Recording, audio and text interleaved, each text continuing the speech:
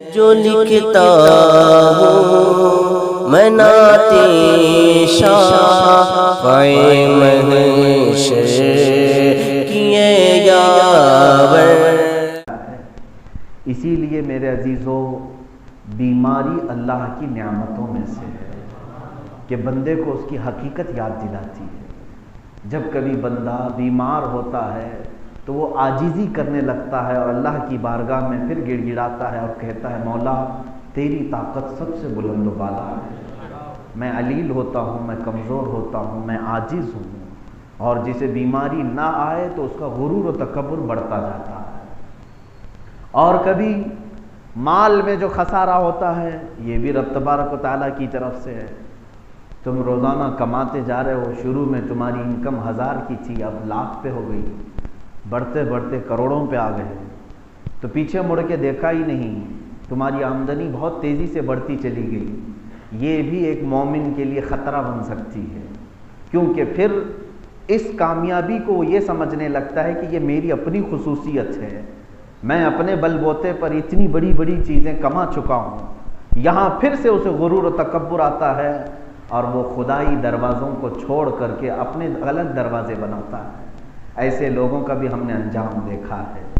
اسی لیے اگر تمہارے تجارت میں کبھی خسارہ آتا ہے، کبھی نقصان ہوتا ہے، لاس ہوتا ہے، تو سمجھ لو کہ اللہ تعالیٰ تمہیں غرور و تکبر سے بچانا چاہتا ہے۔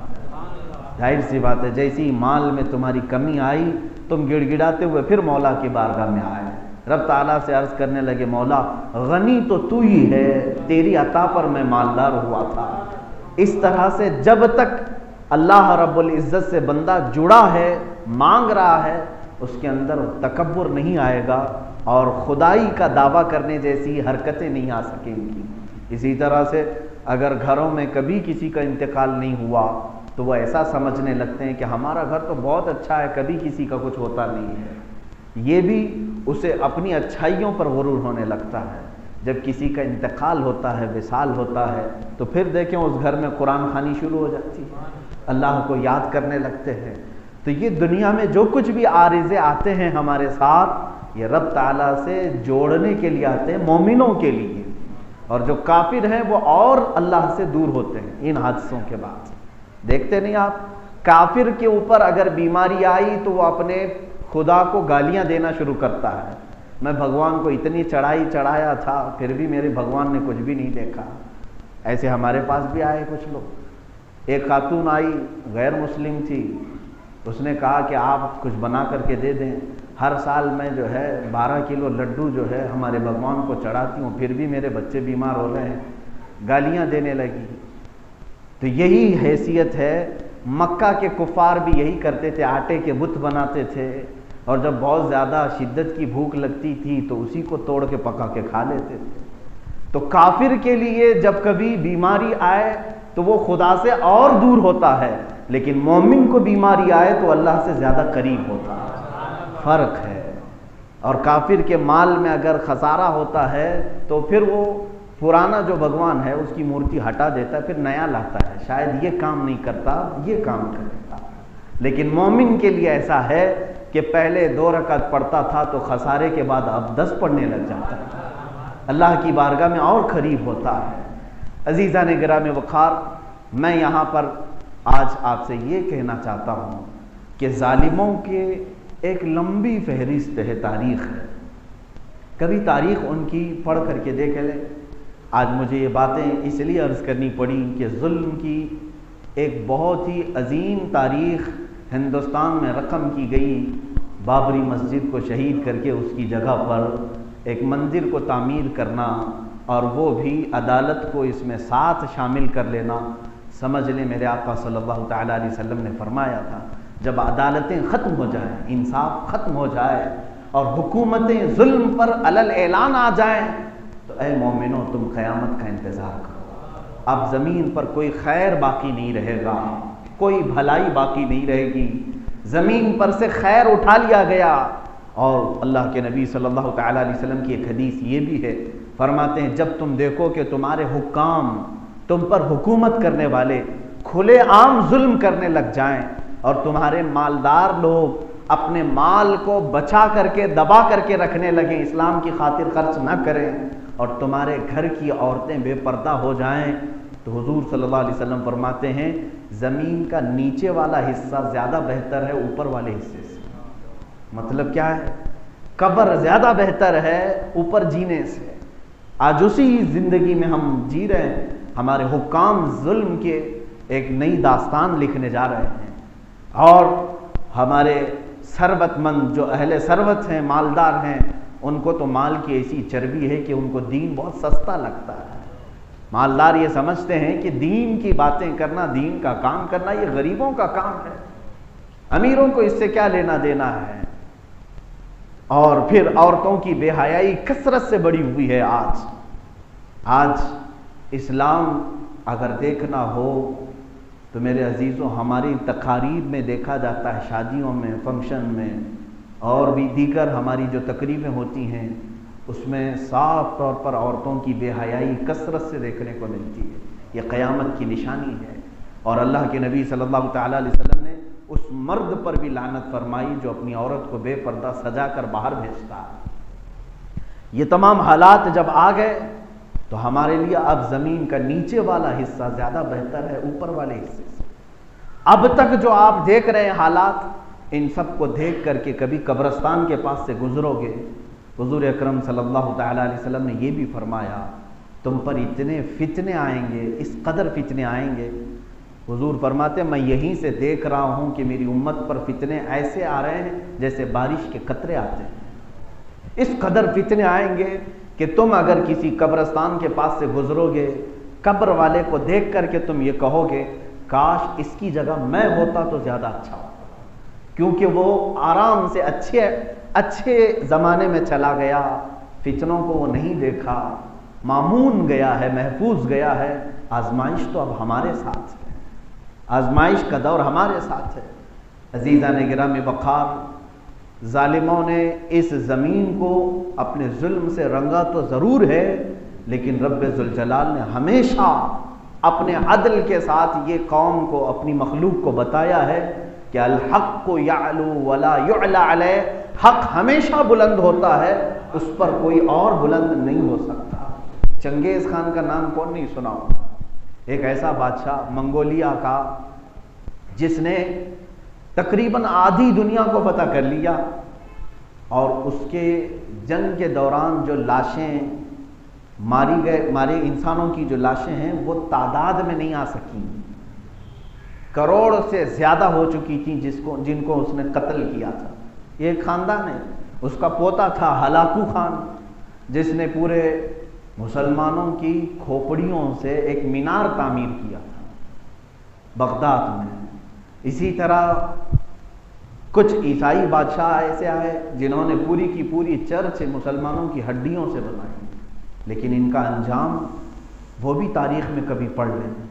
چنگیز خان سے لوگ ملاقات کرنے کے لیے تھر تھراتے تھے، خوف کھاتے تھے، اور ایک مرتبہ وہ علماء کی ایک جماعت کو سزا دینے کے لیے میدان میں بلایا تھا۔ علماء کی جماعت تھی اور ان کو پیچھے زنجیروں سے ہاتھ باندھ کر کے کھڑا کر کے رکھا تھا، اور ان سے کہہ رہا تھا کہ تم سجدہ کرو میرے گھوڑے کو۔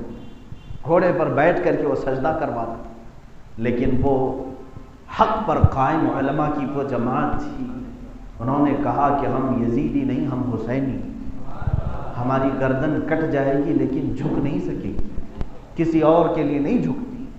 انہیں کوڑے مارے گئے۔ اسی اثنا میں اچانک ایسا ہوا کہ اس کا گھوڑا بدک گیا، گھوڑا سرکش ہوا، اچھل کود کرنے لگا، اور جیسے ہی اچھلا گھوڑا، اس گھوڑے کی رسی جو ہے چنگیز خان کی گردن میں آ کر پھنس گئی، اور گھوڑا بھاگتا رہا۔ اس کو لے کر اتنا بھاگا میدان میں کہ کسی کے پکڑ میں نہیں آتا تھا۔ بعض لوگوں نے یہ تاریخ میں لکھا ہے کہ اس کا سر پتھروں سے ٹکراتا تھا، جگہ جگہ گڑھوں میں گرتا رہا۔ اس وقت تک وہ گھوڑا ٹھنڈا نہیں ہوا جب تک کہ وہ موت کی گھاٹ نہیں اتر گیا۔ لاکھوں لوگوں کا قتل عام کرنے والا، نہایتی ذلت کے ساتھ محض ایک جانور سے ختم کیا گیا ہے، ایک جانور سے۔ جس جانور پر بیٹھ کر کے جنگیں لڑی، اسی جانور نے اپنے پیروں سے اسے رون دیا، اور اس کے بعد آج بھی نیشنل جغرافیہ والوں نے ایک مہم چلائی تھی کہ چنگیز خان کی قبر ڈھونڈنے کا، منگولیا میں کافی سالوں سے 40 سال سے ڈھونڈ رہے ہیں، اور اس کی قبر کے متعلق جو لوگوں نے تاریخ لکھی ہے کہ اس کو دفن کرنے کے بعد اس کے 1000 فوجیوں نے اس کی قبر پر اتنے گھوڑے دوڑائے تھے کہ دوسرے تیسرے دن ہی اس کی قبر ڈھونڈنے پر بھی پتہ نہیں چل سکی۔ آج سینکڑوں سال ہو گئے لیکن بے نام بے نشان ہے، لیکن ظلم کی تاریخ چھوڑ گیا، باقی دنیا میں اپنی کوئی مثال نہیں چھوڑا۔ اسی طرح ہلاکو کے لیے بھی، جس نے بغداد کے دریائے دجلہ کو خون سے لال کر دیا تھا اور گھوڑے کے ٹاپ تک خون سے بھیگتے تھے، عزیزان گرامی، اس کا بھی انجام نہایت ہی خطرناک ہوا۔ یہ سب تاریخ کے صفحوں میں صرف ان کے ظلم کی کہانیاں لکھی گئی ہیں، لیکن کہیں یہ نہیں لکھا گیا کہ ان کی قبر پر کوئی منتیں کرنے کے لیے آتا ہو، ان کی قبروں پر کوئی ان کی خبر گیری کے لیے آتا ہو، ان کی تربت پر کوئی فاتحہ خوانی کے لیے آتا ہو، کہیں پر نہیں۔ لیکن ہاں، اللہ رب العزت کی زمین پر عدل قائم کرنے والے ایک فقیر کی حیثیت سے بھی اگر غریب نواز تشریف لائے، 8 صدیاں گزر گئی مگر اب بھی جم غفیر ویسا کا ویسا نظر آتا ہے۔ یہ وہ لوگ ہیں جنہوں نے عدل و انصاف سے زمین کو بھر دیا۔ اللہ کی مخلوق پر رحم کرو، اللہ تم پر رحم فرمائے گا، اللہ تم پر رحم فرمائے گا۔ آج دنیا میں ایک وہ منظر قائم ہونے جا رہا ہے جس کی بشارت خود میرے آقا صلی اللہ علیہ وسلم نے دی تھی۔ میں قریب کر رہا ہوں آپ کو باتوں سے، یہ ظالموں نے اپنے اپنے دور میں جو کچھ بھی کیے تھے سب کر لیا۔ ہو سکتا ہے ہمیں ہمارے دور کے چنگیز اور ہلاکو کو دیکھنے کا وقت ہے، لیکن انشاءاللہ یاد رکھنا، انجام ہم نے نہیں دیکھا تو ہماری نسلیں ضرور دیکھیں گی۔ یہ تاریخ ہماری اولاد کو ضرور بتانا کہ اپنے دور میں ایک ظالم ایسا بھی آیا جس نے ظلم کی داستان لکھی، لیکن اولاد کو یہ ضرور بتانا کہ تم انتظار کرو، جو حشر فرعون، قارون، حامان، شداد کا ہوا، اپنے دور کے ظالموں کا بھی انجام تم اپنی آنکھوں سے دیکھو گے۔ اللہ کی اس سرزمین پر جن لوگوں نے بھی ظلم کیا اس کے متعلق یہ فرمایا ہے حدیث پاک میں، جیسے صحرا میں آپ آواز لگاتے ہیں تو آواز پلٹ کر کے آتی ہے، ظلم اسی طرح سے ہے، جب تم نے کسی پر ظلم کیا تو وہ پلٹ کر تم پر آئے گا، اس کا انجام دنیا میں تمہیں دکھایا جائے گا۔ میں حضور اکرم صلی اللہ علیہ وسلم کی وہ بشارت سنا رہا ہوں۔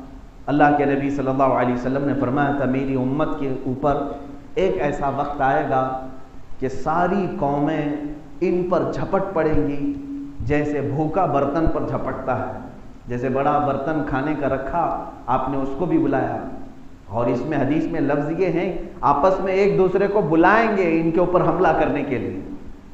اللہ کے حبیب صلی اللہ علیہ وسلم فرماتے ہیں، کما تداعی الاکلۃ الی قصعتها، جیسے برتن بچھا ہوا ہے دسترخوان، آپ بلا رہے ہیں فلاں آپ بھی آ جاؤ، فلاں آپ بھی آ جاؤ، آپ بھی آ جاؤ، کھانے کے لیے آ جاؤ، اس طرح امت مصطفیٰ پر حملہ کرنے کے لیے دوسری باطل قومیں ایک دوسرے کی مدد لیں گی اور سب کو بلائیں گی، تم بھی جمع ہو جاؤ، تم بھی جمع ہو جاؤ، تم بھی جمع ہو جاؤ۔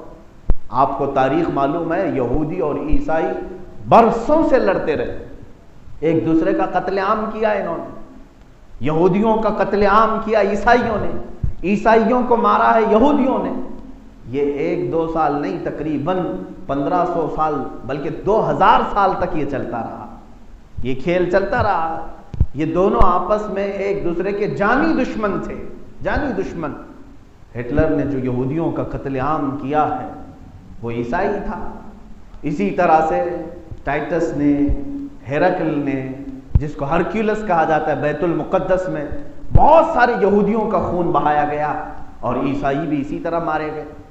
لیکن آج کے زمانے میں چند دہائیوں پہلے ان دونوں نے اتحاد کر لیا، یہودیوں کے بڑوں نے بھی، عیسائیوں کے بڑوں نے بھی۔ جب سلطنت عثمانیہ کو، خلافت عثمانیہ کو ختم کرنا تھا تو یہود بھی آئے، عیسائی بھی آئے، انہوں نے کہا دیکھو تمہارا بھی دشمن ایک ہے، ہمارا بھی دشمن ایک ہے، دشمن کا دشمن دوست ہوتا ہے۔ یہ دونوں آپس میں دوستی کر کے اپنا ٹارگٹ اسلام کو بنا کر تقریباً 100 سال سے چل رہے ہیں۔ اسی طرح سے ہندوستان کے کچھ ایسی جماعتیں اسپین گئی، RSS کی جماعت کے کچھ لوگ لیڈر اسپین گئے تھے، اسپین میں مسلمانوں کا خاتمہ کیسے کیا گیا ہے یہ تحقیق کرنے کے لیے گئے تھے۔ یہ بھی ماہنامے میں چھپی ہوئی رپورٹ میں آپ کو بتا رہا ہوں، یہ تاریخ میں بتا رہا ہوں۔ یہ وہاں دیکھنے کے لیے گئے تھے کہ 700 سال تک مسلمان وہاں پر تھے، ان کے اس پورے راج کو کیسے ختم کیا گیا۔ یہ اپنی تحقیق اور ریسرچ کے لیے جب گئے تھے، وہاں کے عیسائیوں نے انہیں جو چیزیں بتائی وہ لے کر کے آئے۔ میں ساری چیزیں ڈیٹیل نہیں بتا رہا ہوں، میں ایک بات بتا رہا ہوں۔ انہوں نے ایک بات اس میں سے یہ بھی کہی تھی کہ ہم نے مسلمانوں کا خاتمہ اسپین سے جو کیا ہے اس کے بہت سارے ٹپس ہیں، بہت سارے طریقے، اس میں سے ایک یہ ہے کہ ہم نے مسلمانوں کو علماء کرام سے دور کر دیا تھا، علماء سے دور کر دیا تھا اور علماء کی نفرت ان کے دلوں میں ڈال دی تھی۔ اس کے بعد ہوتا یہ تھا کہ وہ اپنے ہی قائد، اپنے ہی عالم کو گالیاں دیتے تھے۔ بعد میں جب ہم نے حملہ کرنا شروع کیا، ان کے علماء چلاتے تھے، بلاتے تھے، مگر ان کی قوم ان کی ایک بھی نہیں سنتی تھی۔ وہ علماء بولتے رہے، ان کو بھی مارا گیا، قوم کو بھی مارا گیا۔ آج اس تھیوری پر یہاں پر بھی عمل کرنے کی یہ باطل قوتیں کوشش کر رہی ہیں، یہ واپس اس تھیوری کو لا کر یہاں پر عملی جامہ پہنانے کی کوشش کر رہے ہیں۔ دیکھتے نہیں آپ ٹی وی پر لا کر کے ڈیبیٹ میں ایسے مولویوں کو بٹھایا جاتا ہے جو زر خرید ہیں، جو صرف چند 100 روپے میں بکنے والے ہیں، وہ اسلام کے نمائندے بن کر کے ڈیبیٹ کر رہے ہوتے ہیں اور سامنے والے ان کو گالیاں دے رہے ہیں۔ اس سے ہوتا کیا ہے، جتنے بھی مسلمان ہیں یہ دیکھ کر کے ان کے دلوں میں اسلام ہلکا ہونے لگتا ہے۔ ہمارا عالم کوئی جواب ہی نہیں دے پا رہا ہے، کچھ جواب ہی نہیں دے پا رہا ہے، کہیں ایسا تو نہیں کہ میرا دین کمزور ہے، میرا دین ہلکا ہے۔ یہ پوری کی پوری ایک سازش چل رہی ہے، پوری کی پوری ایک سازش چل رہی ہے۔ ابھی 5 اگست کو پورے ہندوستان کے مسلمانوں کا کلیجہ منہ کو آیا تھا، اس لیے کہ 500 سال تک جس سرزمین پر اللہ کی صدائیں بلند ہوتی رہی، وہ ہماری آنکھوں کے سامنے آج بت کدہ بنا ہے۔ اس چیز کو اگرچہ سپریم کورٹ کے ذریعے سے ان لوگوں نے لا کر کے عدالت کے فیصلے سے کیا ہو، لیکن میرے عزیزو اس دوران بھی کچھ چیزیں دیکھنے کی یہ تھیں کہ اللہ کی پناہ، اللہ کی پناہ۔ میں نے ایک پوسٹر ایسا بھی دیکھا جس میں ایک عالم کی فوٹو ہے، تصویر ہے، بڑی داڑھی ہے، بڑی ٹوپی ہے، جبہ ہے، اور بینر میں انہوں نے شبھ کامناؤں کا ایک پوسٹر لگایا ہے کہ 5 اگست کو وہ اپنی طرف سے شبھ کامنائیں دے رہے ہیں ہندو برادری کو کہ آپ نے جو بنایا ہے یہ خیر کے لیے ہے، اب امن قائم ہوگا، امن قائم ہوگا۔ ایک عالم جس کی تصویر لگی ہے، یہ بھی سوشل میڈیا میں ہمارے پاس آئی۔ اس طرح کے منافقین موجود ہیں، یہ بنائے گئے ہیں میرے عزیزوں، بنائے گئے ہیں۔ میں آپ کو بتا رہا ہوں اس تاریخ کو اسپین میں ان لوگوں نے دیکھ کر کے آ کر اسی کو عمل کرنا شروع کیا ہے۔ قوم کے کچھ ایسے غداروں کو خریدنا شروع کیا ہے جو حق نہ بولیں بلکہ ان کی بولی بولیں، ان کی بولی بولیں۔ ایک وقت ایسا آئے گا کہ بھولے بھالے مسلمان پھر اپنے علماء سے دور ہو جائیں گے اور ان پر اعتبار نہیں کریں گے، اعتماد نہیں کریں گے۔ پھر ہوگا یہ کہ تم دین سے دور ہو جاؤ گے۔ جب علماء سے دور ہوں گے تو ظاہر سی بات ہے دین سے آٹومیٹیکلی دور ہوں گے۔ دین آپ کے پاس ہے اگر تو علماء سے ہے۔ عوام کون ہے جو بخاری شریف پڑھ رہی ہے؟ کون ہے عوام میں جو تفسیر قرآن پڑھ رہے ہیں؟ اکا دکا ہوں گے الا ماشاءاللہ، لیکن اکثر آپ سب کو علم دین اگر پہنچتا ہے تو وہ علماء سے پہنچتا ہے۔ آپ علماء سے قریب ہیں تو دیندار ہیں، علماء سے دور ہیں تو پھر دین ختم ہو رہا ہے۔ اس تھیوری پر بھی ہندوستان پر عمل کیا جا رہا ہے۔ میرے عزیزو، یہ تمام چیزیں جو آج میں بتا رہا ہوں آپ کو، تاریخ میں جس ظلم کی بات کہی جاتی ہے، میں نے اس سے قبل بھی ایک ڈیبیٹ میں حصہ لیا، کچھ نان مسلم تھے، غیر مسلم تھے، انہوں نے کہا کہ مولانا آپ کہہ رہے ہیں ہم نے ظلم کیا مسجد کو ڈھا کر کے، آپ نے تاریخ نہیں پڑھی؟ تاریخ میں اصل ظالم تو آپ لوگ تھے جو وہاں پر آ کر مسجد بنائے جہاں مندر تھے۔ میرے عزیزو، یہ ایک ایسی چیز ہے جو یعنی اندیکھی بات ہے، ہوا میں تیر چلانا۔ 500 سال پہلے کی تاریخ کسی کو بھی نہیں معلوم، کسی نے نہیں دیکھی، حتیٰ کہ کھدائی کر کر کر کے کوئی نشانی بھی نہیں ملی، لیکن مسجد تو پوری دنیا نے دیکھی ہے۔ مسجد کی تصویریں آج تم بھی شیئر کر رہے ہو، اس کے توڑتے ہوئے گنبد آج تم بھی تو دکھا رہے ہو، لوگ سب کے پاس معلوم ہے۔ اب رہی بات، بادشاہوں نے اگر ظلم کیا تھا میں آپ کو بتاؤں 1000 سال پرانی مندریں ہندوستان میں آج بھی باقی ہیں۔ جب یہاں پر مغل سلطنتیں آئیں، یہاں پر بابر یا اس کے بعد کے اکبر کے زمانے کے، یا پھر یہاں پر تغلق خاندان نے حکومت کی، بلبن خاندان نے حکومت کی، اور بڑے بڑے بادشاہ یہاں پر گزرے، تقریباً یہاں پر بھی 700 سال تک مسلمانوں کی حکومتیں چلتی رہی۔ مجھے بتاؤ صرف ایک ہی جگہ پر انہوں نے توڑ کر مندر کو مسجد بنایا، باقی ساری مندریں کیوں باقی رکھی تھی؟ ساری مندریں تو ویسی صحیح سلامت ہیں۔ کیرلا میں جا کر دیکھیں 1000 سال پرانی مندر ہے، کرناٹک میں ہمارے یہاں ہمپی وغیرہ یہ بہت پرانی ہیں، 1000 سال پرانی تاریخ ہے۔ بنگال میں، آسام میں، راجستھان میں، جے پور میں ان مندروں کی تاریخ 1300 سال 1200 سال پرانی ہے، ان کو ویسے ہی قائم رکھا گیا۔ اگر حقیقت میں مسلمان بادشاہوں کا کام یہ تھا کہ ساری مندروں کو ختم کر کے مسجد بنانے کا پلان ہوتا تو پھر ہندوستان میں وہ 700 سال میں ساری چیزیں غائب کر دیتے۔ ان کا دور تھا سب غائب کرتے، لیکن آج بھی یہ مندریں اسی طرح باقی ہیں۔ یہ اس بات کی علامت ہے کہ اسلام نے کبھی کسی کے بھی مذہب کی عبادت گاہ پر حملہ کرنے کی اجازت نہیں دی۔ اللہ کے نبی صلی اللہ تعالی علیہ وسلم نے منع فرمایا۔ آپ کو معلوم نہیں بیت المقدس جب سیدنا عمر فاروق رضی اللہ تعالیٰ عنہ کے زمانے میں فتح ہوا تو حضرت عمر فاروق رضی اللہ تعالیٰ عنہ وہاں تشریف لے گئے پہلی نماز پڑھانے کے لیے بیت المقدس۔ آپ جب وہاں پہنچے تو آپ کے عدل و انصاف کے چرچے ہر جگہ تھے، وہاں عیسائی موجود تھے۔ ان عیسائیوں کی وہ کنیسہ، وہ چرچ آج بھی موجود ہے، اتنی پرانی، اس سے بھی پہلے کی، بیت المقدس کے قریب کی وہ چرچ۔ عیسائی آئے اور انہوں نے کہا مسلمانوں کے امیر سے، امیر المومنین، یہ بیت المقدس تو اب آپ کے قبضے میں، آپ کے اختیار میں ہے، کیونکہ حضرت عمر نے اعلان یہ کیا تھا کہ جس کو بھی اس جگہ پر رہنا ہے وہ امن کے ساتھ رہ سکتا ہے۔ ہم کسی عیسائی اور یہودی کو اپنے علاقے سے نکلنے کا حکم نہیں کریں گے، جس کو رہنا ہے وہ امن کے ساتھ رہ سکتا ہے۔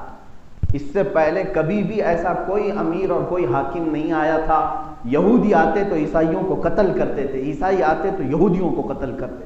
یہ پہلی بار اس طرح کا فرمان جاری ہوا عمر فاروق رضی اللہ تعالیٰ عنہ کے زبان پاک سے کہ جس کو بھی فلسطین میں رہنا ہے وہ امن کے ساتھ رہ سکتا ہے، حتیٰ کہ حضرت عمر فاروق نے اپنی عبادتیں کرنے کی بھی ان کو اجازت دی، تم اپنی عبادتیں کرو، لیکن شرط یہ ہے کہ خلل اندازی نہ کرنا، مسلمان اسلامی عبادات میں خلل اندازی نہ کرنا۔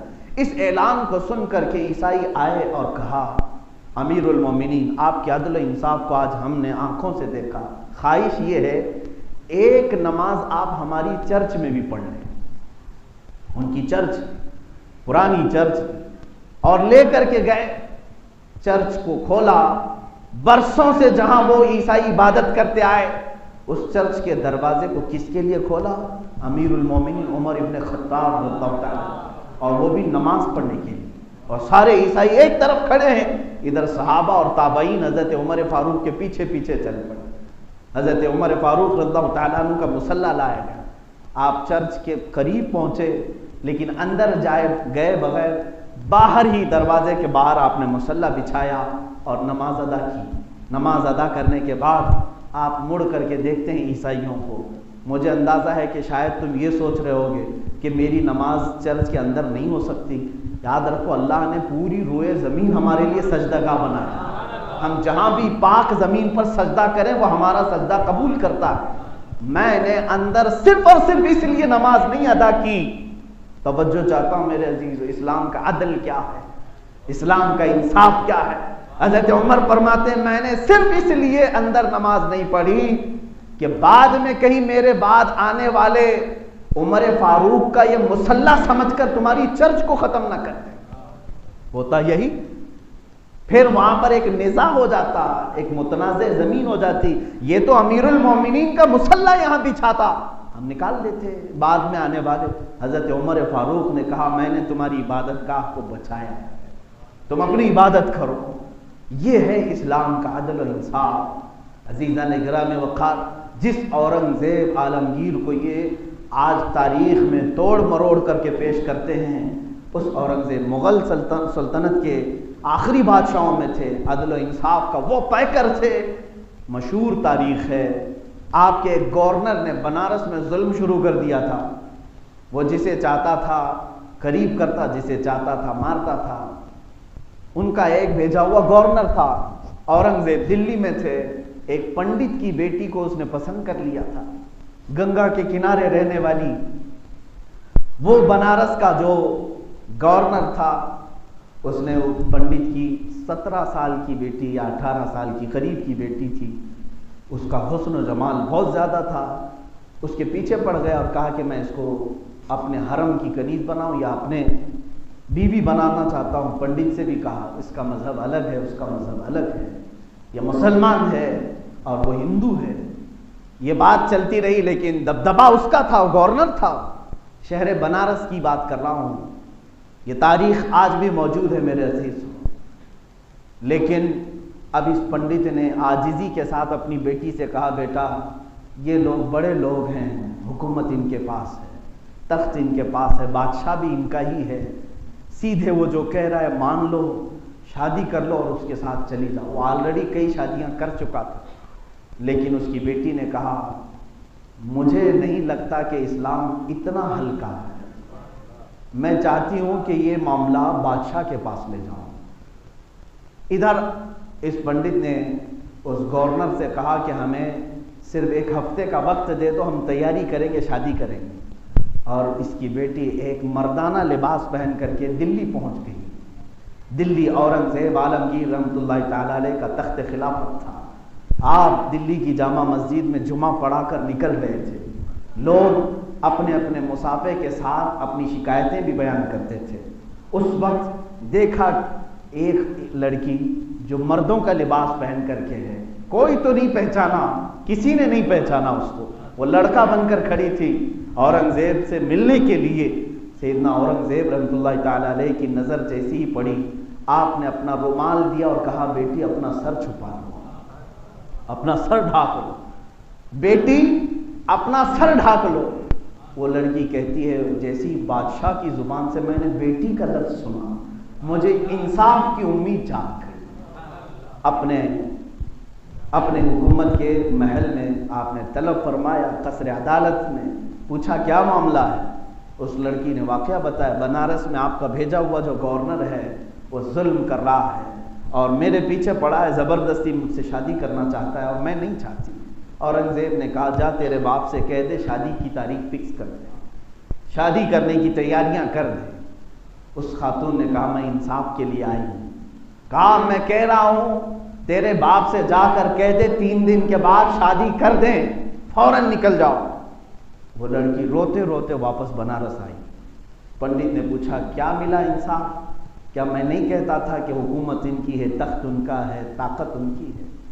वो लड़की कहती है, फिर भी मुझे उम्मीद है कि उसने मुझे बेटी कहा है, बादशाह ने मुझे बेटी कहा है। 3 दिन के बाद शादी तारीख हो गई और उधर वो गवर्नर अपने हवारी मवारियों को लेकर डोली लेने के लिए आया। बारात लेकर जैसे ही इसके घर आए, ये दुल्हन बनकर सज करके घर से निकली, रोती हुई जा रही थी। रास्ते में वो पैसे लुटा रहा था। रास्ते में एक फ़कीर आया और उस गवर्नर से कहा कि मैं तुमसे कुछ बात करना चाहता हूँ। उस गवर्नर ने कहा, क्या बात है? आज हमारी शादी का दिन है, ऐश का दिन है, हम बात नहीं करते। उस फ़कीर ने अपनी गुदड़ी उतारी तो देखा वो औरंगजेब थी। बीच रास्ते में उसको खींचा, उसी डोली पर से, उसी गाड़ी पर से नीचे उतारा और कहा कि तूने यहाँ पर मेरे हुकूमत के अदल को दाग लगाया है। तेरी शिकायत लेकर के एक बच्ची अगर दिल्ली तक पहुंच सकती है तो तेरा जिंदा रहना किसी काम के लायक नहीं है। इस बनारस की सरजमीन पर तूने जुल्म की तारीख रकम की है। वहीं से उसे जल्लाद के हवाले किया और लोग उसे गिरफ्तार करके बादशाह के सिपाही ले गए और उस दुल्हन की डोली वापस अपने घर आई। उसकी खुशी की इंतहा न थी और पंडित भी देखता रहा। औरंगजेब को उसने बुलाया। ये मैं आपको बता रहा हूँ हिंदुस्तान की तारीख, इंडिया की तारीख, भारत की तारीख। उस पंडित ने अपने घर बुलाया।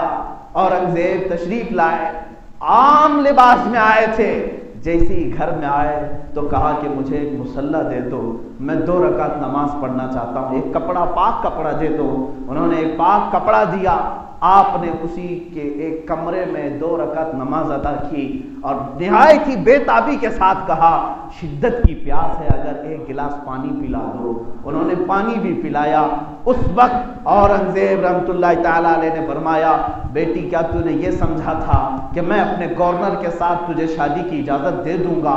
قسم رب ذوالجلال کی، جس وقت تو نے دلی میں مجھ سے شکایت کی تھی قسم کھا لیا تھا جب تک تجھے انصاف نہ ملے پانی کا ایک قطرہ بھی حلق میں نہ ڈالوں گا۔ 3 دن گزر گئے، میں نے پانی نہیں پیا ہے، پہلا گلاس پانی کا تیرے گھر میں آج میں نے پیا ہے۔ یہ تھا اسلام کا عدل و انصاف جس کو ہندوستان کی تاریخ آج بھی یاد رکھتی ہے۔ اور اس پنڈت نے دیکھ کر کے اس دن یہ عہد کیا کہ میرے گھر اسلامی بادشاہ اورنگزیب نے اگر سجدہ کیا ہے تو اے بنارس والو یاد رکھو میں پجاری ہوں، میں برہمن ہوں، میں پنڈت ہوں، لیکن یہ وعدہ کرتا ہوں کہ جس جگہ اورنگزیب نے سجدہ کیا میں اپنے ہاتھوں سے یہاں مسجد تعمیر کروں گا۔ اور وہ مسجد تعمیر ہوئی۔ گنگا کے کنارے آج بھی دھرارا نام کی مسجد قائم ہے، اس کی تاریخ جا کر پڑھ کے دیکھ لو، یہ ہندوستان کی تاریخ ہے۔ تم کہتے ہو ہم ظلم کیے ہیں، عزیزان گرامی وقار، ہم نے اپنے سجدوں سے یہاں عدل کو پھیلایا ہے، لوگوں کے دلوں نے مسجدیں تعمیر کی ہیں، لوگوں کے دلوں کو جیت کر کے یہ مینارے بلند ہوئے ہیں۔ کسی نے آج تک میں نہیں مانتا کہ کسی کی گردن پر تلوار رکھ کر کے مسجد بنائی گئی ہو۔ اگر ایسی مسجد کہیں بنی ہے تو اس مسجد میں کہاں کی روحانیت، کہاں کی روحانیت؟ ہم تو مسجدوں میں دلوں کے سکون کے لیے آتے ہیں، دلوں کے قرار کے لیے آتے ہیں، محض کسی کے گھر کو تباہ کر کے۔ آپ کہتے ہو کسی کی جگہ پر قبضہ کر کے مسجد بنانا، مسائل شریعہ آج بھی کتابوں میں لکھے ہوئے موجود ہے۔ حنفی فقہ کی کتابیں اٹھاؤ، شافعی فقہ کی کتابیں اٹھاؤ، حنبلی مالکی فقہ کی کتابیں اٹھاؤ، سب فقہ کی کتابوں میں لکھا ہوا ہے اگر کسی کی زمین موجود ہے اور اس کی زمین کا ایک بالشت بھی مسجد میں آ گیا اور آپ نے تعمیر کی تو اس جگہ پر کسی کا سجدہ نہیں ہوگا۔ یہ اسلام نے رکھا ہے۔ تمہیں معلوم ہے پہلی مسجد میرے آقا صلی اللہ علیہ وسلم نے مسجد نبوی بنائی تو کیا مسجد نبوی جب بنا رہے تھے مدینہ طیبہ میں لوگ اپنی زمینیں لے کر کھڑے تھے، صحابہ نے کہا کہ ایک زمین بہت اچھی ہے، میرے آقا صلی اللہ علیہ وسلم کو پسند آئی، پوچھا کس کی ہے؟ کہا یہ 2 لڑکے ہیں ان کی زمین ہے، وہ دونوں صحابی تھے۔ حضور صلی اللہ علیہ وسلم سے عرض کیا کہ آقا اگر یہ مسجد کے لیے آپ قبول کرتے ہیں تو ہماری سعادت کی بات ہے، آپ قبول فرمائیں اور اس پر تعمیر کریں۔ اللہ کے نبی صلی اللہ تعالی علیہ وسلم نے فرمایا میں قبول تو کرتا ہوں مگر اس کی اجرت دے کر کے، اس کا معاوضہ دے کر کے، اور ان بچوں کو زمین کی قیمت ادا کی گئی اور اس قیمت کے ادا کرنے کے بعد مسجد نبوی میرے آقا نے تعمیر کی، جبکہ رسول کریم صلی اللہ علیہ وسلم کے لیے پوری زمین جہاں وہ چاہتے قدم رکھتے مسجد بن جاتی۔ حضور صلی اللہ تعالی علیہ وسلم نے بھی یہ ہمیں تعلیم دیا کہ کسی کی ایک بالشت جگہ پر بھی غیر قانونی تم مسجد نہیں تعمیر کر سکتے۔ ابھی ترکی کی جس مسجد کو لے کر کے پوری دنیا میں بوال ہوا، مسجد آیا صوفیہ کے متعلق، یہ پوری دنیا میں وبال مچائے ہوئے ہیں اور کئی سیکولر کیڑے ایسے ہیں جن کو یہ بات ہضم نہیں ہو رہی کہ یہ مسجد کیسے بنا دیا، انہوں نے مسجد کیسے بنایا۔ تاریخ پڑھو ظالموں، تم صرف اور صرف انٹرنیٹ کی دنیا کے کیڑے بن کر رہ گئے، تمہیں تاریخ نہیں معلوم۔ یہ در حقیقت سلطان محمد فاتح رحمت اللہ تعالی علیہ جو خلافت عثمانیہ کے ایک عظیم سلطان رہے ہیں، جنہوں نے قسطنطنیہ کو فتح کیا اور میرے آقا صلی اللہ علیہ وسلم کی حدیث کی بشارت انہیں ملی ہے۔ حضور صلی اللہ علیہ وسلم نے فرمایا جو سب سے پہلے قسطنطنیہ فتح کرے گا وہ جنتی ہوگا۔ سلطان محمد فاتح نے قسطنطنیہ یعنی استنبول فتح کیا، اس وقت وہاں پر یہ آیا صوفیہ ایک چرچ تھی جو پرانی چرچ تھی۔ ظاہر سی بات ہے جب حکومت آئی تو آپ نے ان لوگوں کو بلایا، عیسائیوں کو، پوچھا کیا تم یہاں قائم رہنا چاہتے ہو؟ کہا اب ہمارا یہاں کچھ ہے نہیں، ہم تو اپنے اپنے وطنوں میں جہاں ہمارے لیے خیر ہو ہم جا رہے ہیں۔ سب چھوڑ کر کے جا رہے تھے قسطنطنیہ کو، اس وقت یہ مرکزی جگہ تھی تو انہوں نے کہا کہ ایک کام کرو جو تمہاری چرچ تھی یہ میرے ہاتھوں بیچ دو۔ آج بھی چرچ بکتی ہیں امریکہ میں، یورپ میں، کینیڈا میں، انگلینڈ میں جا کر آپ دیکھیں، آج بھی جب چرچ کے مینجمنٹ والے سنبھال نہیں پاتے تو وہ بولی لگاتے ہیں، اعلان کرتے ہیں کہ یہ چرچ بکائی جا رہی ہے، کوئی خریدنا چاہتا ہے تو خرید لے۔ کئی چرچ، آج کے زمانے کی بات کر رہا ہوں، آج بھی یہ اور بات ہے کہ ہندوستان میں یہاں پر تشدد زیادہ ہے، باہر ملکوں میں آج بھی وہ اپنی عبادت خانے بیچتے ہیں اگر ان کے اوپر بوجھ ہو جائے تو، لیکن مسجد ہم بیچ نہیں سکتے۔ وہاں پر عیسائیوں نے سلطان محمد فاتح کے نام پر وہ چرچ کو فروخت کیا، بیچا، اور اس کے جو سیل ڈیڈ ہے وہ آج تک موجود ہے۔ جو سلطان محمد فاتح نے خریدا وہ آج تک موجود ہے، اس کے دستاویزات ہیں ترکی کے پاس۔ یہ 15ویں صدی کی بات تھی، 15ویں صدی سے لے کر 1921 تک، تقریباً یوں سمجھ لیں 500 سال کے قریب وہ مسجد تھی، اس کو تعمیر کیا، مینار بنائے، نمازیں ہوئی، قرآن پڑھا گیا، خلافت عثمانیہ کو ختم کیا گیا 1921 کے قریب میں۔ اس کے بعد ان کے در کا ایک کتا لا کر کے انہوں نے ترکی پر بٹھایا جس کا نام مصطفیٰ کمال بادشاہ تھا۔ نام تو بڑا اچھا ہے لیکن وہ تھا منافق یہودی، اس کو ترکی کا بادشاہ بنا کر کے رکھا۔ 11 سال کے اندر اس نے سیکولرزم کا نام لے کر ساری مسجدوں سے اذانوں کو بند کیا، اور اس نے قرآن کی لینگویج کو تبدیل کر دیا، کہا کہ عربی میں کوئی پڑھ نہیں سکتا۔ ترکی میں اس نے اتنا سیکولرزم کے نام پر ظلم کیا، اور اس کے بعد یہ پابندی لگائی کہ جس کو قرآن پڑھنا ہوگا وہ ترکش لینگویج میں پڑھے گا۔ حجاب کو ختم، مدارس اسلامیہ نہیں چلیں گے، کہیں پر بھی مذہب کے نام پر کوئی بھی مدرسہ نہیں چل سکتا، علماء کو بند کیا گیا، قید کیا گیا۔ 11 سال یہ ننگا ناچ ناچا گیا ترکی میں، اور پورے اسلام کو ختم کرنے کی پوری طرح سے کوشش کی۔ اسی زمانے میں اسی مصطفیٰ کمال بادشاہ، جس کو اتا ترک بھی کہتے ہیں، اس نے ہی یہ 500 سال سے موجود جو مسجد تھی، سلطان محمد فاتح نے جس کو خرید کر کے مسجد بنایا تھا، اس ظالم نے اس کو بدل کر کے میوزیم کر دیا۔ کہا کہ یہ مسجد نہیں رہے گی، یہاں اذان نہیں ہوگی، کچھ بھی نہیں، ہاں اس کو میوزیم بناتے ہیں، بہت پرانی ہے، 2000 سال پرانی ہے، تو اس کو میوزیم بناتے ہیں، لوگ آئیں گے دیکھیں گے۔ وہاں سب آتے تھے، سیاح، ہر قسم کے لوگ آتے تھے جوتے پہن کر کے۔ اس مسجد کو 1934 غالباً 1934 سے لے کر کے ابھی 2020 تک روندا گیا ہے، اللہ کا نام بند کر کے رکھا گیا تھا، جو آلریڈی 500 سال تک اذانیں ہوئی ہیں جس میں، اور اس کو میوزیم میں رکھا گیا۔ آج وہاں کی بھی سپریم عدالت نے فیصلہ یہ سنایا کہ جو پرانی مسجد تھی اس کو مسجد میں کنورٹ کیا جائے، تو ترکی کے صدر نے یہ فیصلہ نافذ کیا اور پھر سے اس میوزیم کو ختم کر کے اپنی اصلی حالت مسجد بنائی۔ اتنا کام کیا تو پوری دنیا کے سیکولر کیڑوں کو درد شروع ہو گیا۔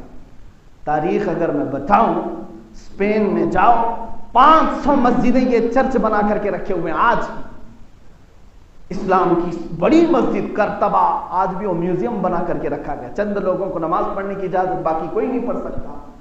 ہنگاریہ، بلغاریہ، یہ وہ کنٹریز ہیں جہاں آج ایک مسجد تو ترکی کے پڑوسی ملک کے اندر ہے، ہنگاریہ میں، وہاں پر اس مسجد کے مینار بھی ہیں، گنبد بھی ہے، سب ہے، آج بھی ہے، لیکن اس کو چڑیا گھر بنایا گیا اور ہاتھی اس میں باندھے جاتے ہیں۔